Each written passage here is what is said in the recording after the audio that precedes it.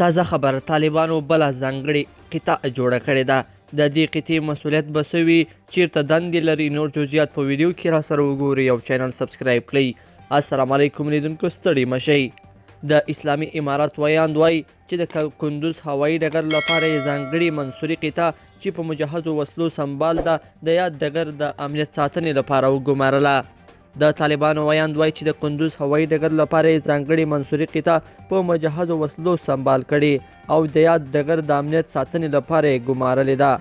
هغه ویلي چې 100 کسان هوایي ځواک تر مسلکي زده کړو وروسته په مجهزو وسلو سمبال د یاد ډګر د امنیت ساتلو او د اړتیا پر مهال د عملیاتو کولو لپاره چمتو او په دنده وګمارل شول. د طالبانو منصوري ځواک قطعه د هوایي ډګرونو، اوبو بندونو او نورو عامو شتمنیو د خوندیتوب لپاره ځانګړې شوې ده. تر دې وړاندې طالبانو د کابل ښار د امنیت ساتلو لپاره فاتح ځواک او بدري لښکر ګمارلی وو. طالبان وایي چې دوی د مسلکي عسکرو د روزلو پروسه پیل کړي او ډېر ژر به د هیواد د ټولو ولایتونو د امنیت ساتلو لپاره یې وګماري.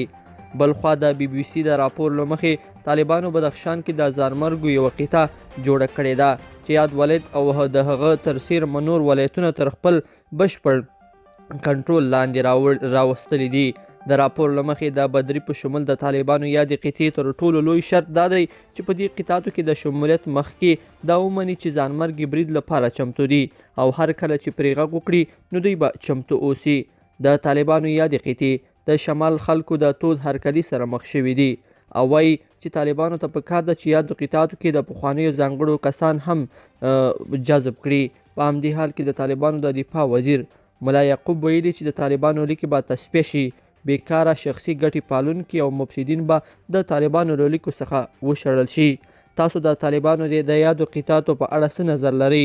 کمنټ کې را سره شریک کړئ او چینل سبسکرایب کړئ. تر بیا ښه وخت.